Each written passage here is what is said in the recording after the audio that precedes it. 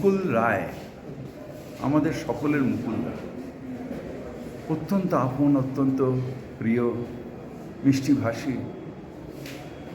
ছোটবেলা থেকে সুন্দরভাবে কথা বলে ছোট ছেলেরা যাতে পার্টিতে আরও আকৃষ্ট হয়, সুন্দর ব্যবহার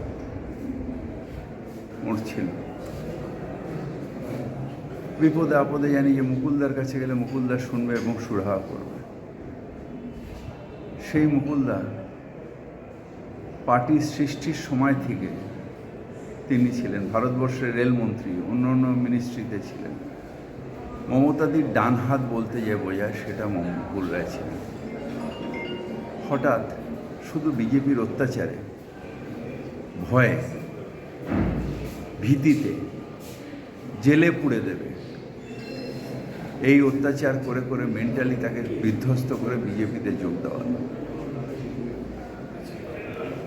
তার মনের মধ্যে সেই দিন থেকে লড়াই শুরু হচ্ছিল, আদর্শ একদিকে আর বাধ্যকতা আরেকদিকে। সেই লড়াই আস্তে আস্তে সে বিধ্বস্ত হয়ে গেল, ব্রেন স্ট্রোক হয়ে গেল, ভেজিটেবল হয়ে গেল, আজকে মারা গেল। পুরো দোষটা তাদের, যারা ভয়ের আতঙ্কে সৃষ্টি করে বাধ্য করাচ্ছে মুকুল রায়ের মতো মানুষদের তাদের ইচ্ছার বিরুদ্ধে কাজ করা।